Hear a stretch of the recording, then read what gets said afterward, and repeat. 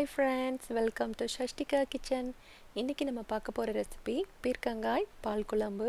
இந்த பீர்க்கங்காயை வச்சு எவ்வளவு சிம்பிளா சூப்பரான ஒரு குழம்பு எப்படி செய்யலாம்னு பார்க்கலாம். ஃபர்ஸ்ட் ஒரு பாத்திரத்தை சூடு பண்ணிக்கோங்க. அதுல 3 டேபிள் ஸ்பூன் அளவு எண்ணெய் சேர்த்துக்கலாம்.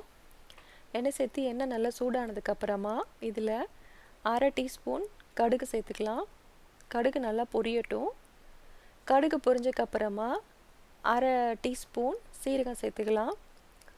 சீரகம் நல்லா பொரியட்டும். சீரகம் பொரிஞ்சதுக்கு அப்புறமா 2லிருந்து 3 ரெட் சில்லி இதோட சேர்த்துக்கலாம். சேர்த்துட்டு இது கூடவே ஒரு மீடியம் சைஸ் ஆனியன் கட் பண்ணி வச்சுருக்கேன், அதையும் இதோட சேர்த்துக்கலாம்.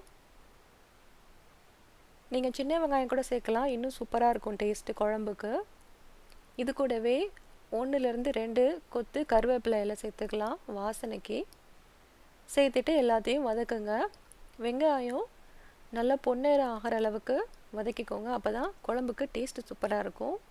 இப்போ வெங்காயம் வதங்கினதுக்கப்புறமா ஒரு மீடியம் சைஸு பீர்க்கங்காயை நான் கொஞ்சம் பெருசாக கட் பண்ணியிருக்கேன், இதோட சேர்த்துக்கலாம்.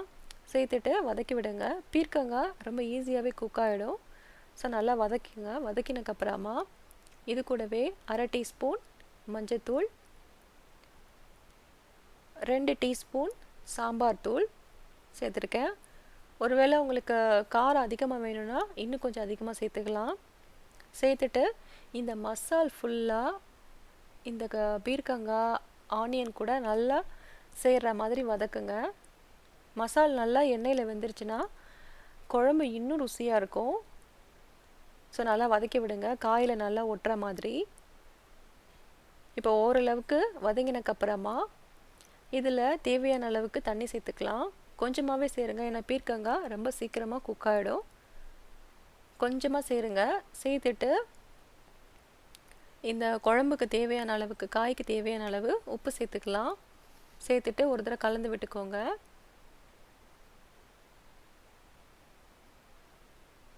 கலந்து விட்டுட்டு இதை ஒரு 2லிருந்து 3 நிமிஷம் மூடி வைக்கலாம். அதுக்குள்ளவே காய் ஃபுல்லாக நல்லா குக் ஆகிடும், ஏன்னா ஏற்கனவே வதக்கினதுனால. இப்போது அதில் இருக்க தண்ணி ஃபுல்லாக நல்லாவே வற்றிடும். தண்ணியை நல்லா வற்ற வச்சுருங்க. கிட்டத்தட்ட அது ரொம்ப திக்கான ஒரு கிரேவி மாதிரி ஆகிடும்.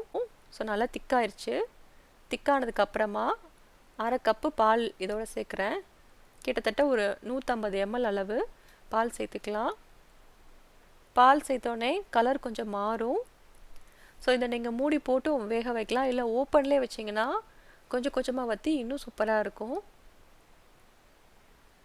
இப்போ பால் ஊற்றுனோடனே திருப்பியும் கொதி வர ஆரம்பிச்சிருச்சு.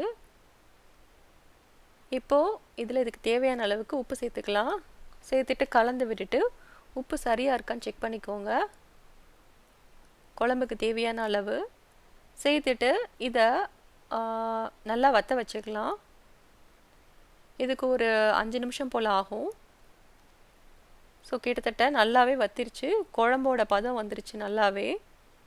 அடிக்கடி லைட்டாக கிளறி விட்டுக்கோங்க. இந்த மாதிரி குழம்பு பதத்தில் இருக்கும்.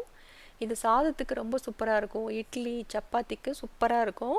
ஸோ அந்த பீர்க்கங்காய் பால் குழம்பை நீங்களும் வீட்டில் செஞ்சு பாருங்கள். செஞ்சு பார்த்துட்டு இந்த ரெசிபி எப்படி இருந்ததுன்னு உங்கள் கமெண்ட்ஸை சொல்லுங்கள். இந்த வீடியோ உங்களுக்கு பிடிச்சிருந்ததுன்னா சஷ்டிகா கிச்சனை சப்ஸ்கிரைப் பண்ணுங்கள், உங்கள் ஃப்ரெண்ட்ஸுக்கும் ஷேர் பண்ணுங்கள். இன்னொரு நல்ல ரெசிபியில் உங்களை சந்திக்கிறேன். பாய்.